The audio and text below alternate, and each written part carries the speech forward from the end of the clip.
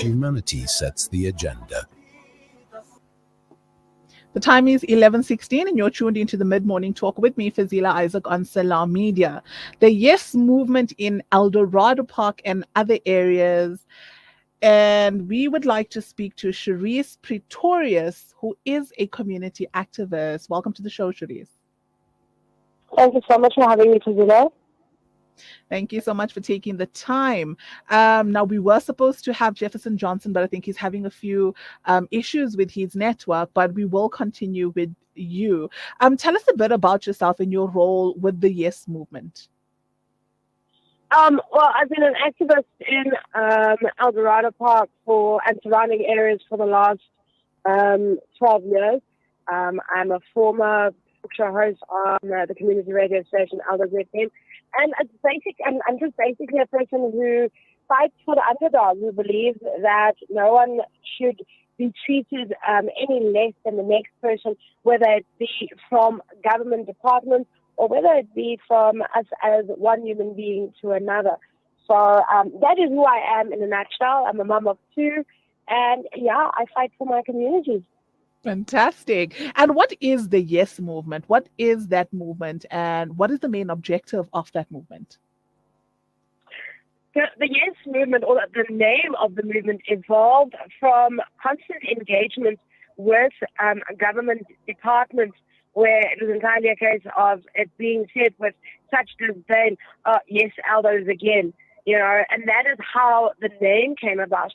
Our core values and principles is based purely on the fact that we are here to hold government accountable, as well as any other service providers within our community and surrounding areas, to ensure that the services that are so sorely lacking in the communities are delivered timeously, and also that the needs of these historically disadvantaged communities are met when it comes to a scope of services that we are not receiving from not just the city of Joburg, but from the province, which is Gauteng. And what are some of these issues or challenges that the communities are facing that you're not receiving assistance for? Currently, this campaign evolved out of us no longer wanting the station commander at the police station. Because what we've realized is that everything has a domino effect. Whether we're talking about the criminal activity or we're talking about social ills within the community, the police station is pivotal in ensuring that criminal elements are rooted out, in ensuring that people who have been involved in criminal activities are brought to book, those kinds of situations. And it was entirely a case of the police, or the station commander rather, not wanting to engage with the community of Eldorado Park. We had numerous engagements with Brigadier Maluleke, as well as MEC for Community Safety, Faith Mazibuka. And the unfortunate thing for us was there was no response. There was no fine, let's reach an amicable resolution. So on a Monday, we had a meeting with the station commander and actually the national commissioner. And we said, well, if that's the case, we're going to pitch a tent until we get because this is where we feel the safest in our community, until we get the necessary services in this community to ensure that our people are safe, that crime is cut down on, that all of the things that encompass our social ills are addressed not just by the South African Police Services, but also by other government entities who have not delivered on, or supposed to have delivered on years ago.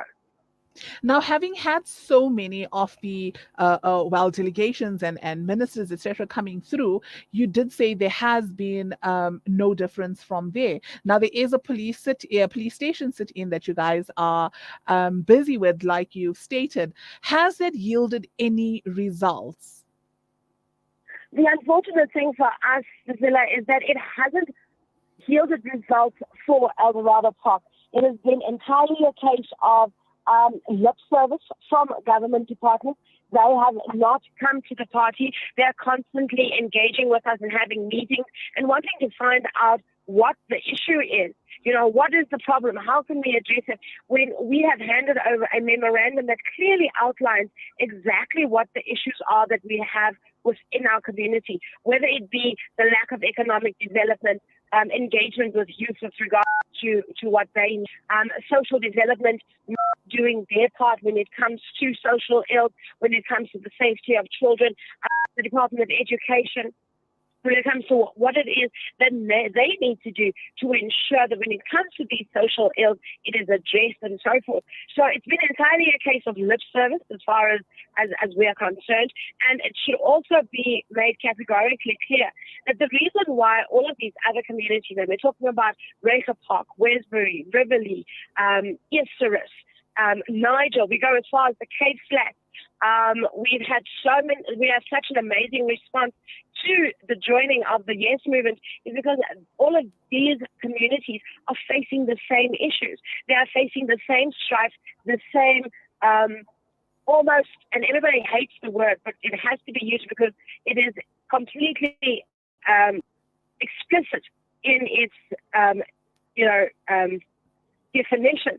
We are marginalized. We are marginalized communities that have received nothing in the last 28 years of democracy.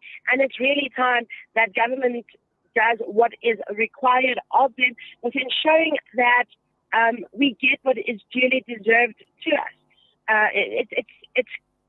It's sad when you look at a mother of 4 at the age of 29 being gunned down in the community where she lives. And the unfortunate thing is a statement from SAPS is cold and calculating. A response from the station commander is non-existent. And people just think, oh, well, it's just another case of being in a community that is riddled with crime and drugs. And that is all that we are stereotyped for. And this that you speak of, the death of the young lady, this is Shonice van Wyk, right? The one who passed away just recently. So, you did speak on the lip service that all of these higher-ups are making to the community. Do you think this is, should I say, they're waiting for all of this to die down, hoping that, the community is going to get tired and everybody's going to go back home and carry on as normal? Do you think this is it? That is exactly it. It's a case of eventually we're going to get tired of the stories, and we're going to get tired of the humdrum. We're going to get tired of the meetings, and we're just going to fade away. But the unfortunate thing is we have done that in the past, where we have become so despondent based on the lack of interest shown by government entities that we have become disheartened by it. But this time around, we are saying that there is no way that we are going to keep quiet, that we are going to fade away, just fade into the background and absolutely say nothing. It is a very pivotal point for us. It's 73 days later. Sorry about that. No problem. 73 days later, we are still camping out, and I hate the term camping out at the police station. We are still at the police station, and we will stay here until those services are delivered. I mean, you look at SAPS, you look at the response time. We have a file that has been compiled about the amount of people that have gone into our police station and have been turned away by SAPS officers because they're just refusing to assist people. We're looking at social workers who have to be begged to come to the ground to do their jobs. We're looking at children who are at risk, and we be constantly fighting. We're talking about people being killed on our streets. And yes, it's been 72 days since last fatality in Eldorado Park. But you must remember, areas like Westbury and Riverlea and the Cape Flats have not had any peace with regards to shooting. So it is entirely a case of we cannot stop the fight. We cannot stop the awareness. We cannot get to a point where we are not speaking to the masses with regards to the situation and bringing the necessary attention to it so that people can understand exactly what it is that we are about and also understand what the fight is. people are saying it's political. It's not political on our side anyway. We are supported by our ward councillors who happen to be PA members, but that does not mean that this is a political platform. We have Good as a party here. We have Action SA as a party that come in and show their support on a daily basis. So, there is all of these misnomers that is going around and trying to discredit this movement. And the harsh reality is that there's no way that this movement can be discredited based on the fundamentals that it stands for. It just seems so senseless that somebody would take something that is here to assist the community and then want to fit in their own narrative. It just does not make sense because this is beneficial for everybody. Charis, we do have a comment from Mary Augusta Adam. She says, thank you for the work that you and other activists are doing in the greater Eldorado Park area. That's from Mary Augusta Adam. So there are people out there who appreciate the work that you guys are doing, so keep on pushing with that. So you did mention that over 70 odd days that you guys have been there, right? It is quite a long time. So what happens after this? How long are you guys planning on sitting, or what are the next steps to make sure that your agenda and your objectives are being met? Yeah, Fazila, I wish I could tell you or disclose what it is that we plan on doing. However, it's a day-to-day struggle because, you get the department, the Premier's office coming in and say, okay, fine, we're having a meeting with you tomorrow and we want to get this plan that you have off the ground and start implementing. But the problem is then the meeting gets cancelled. So there's constantly these delaying tactics that is being used by government officials. So it's entirely a case of let's see what tomorrow holds. But right now, we're not giving up. We're not moving. Something's got to give. Someone has to understand that when it comes to Eldorado Park, we have reached a plateau of saying, okay, it's fine. We will be disenfranchised. Okay, it's fine. We will be marginalized. We are saying that there is no way that communities like Eldorado Park and Eldorado Park itself are going to sit back and accept the fact that we are not getting the necessary services from government that is impacting on the lives of our children, that is impacting on the living and the life that our people have when it comes to this community. We can no longer sit by and say it is okay, because it's not. Our kids are dying on the street.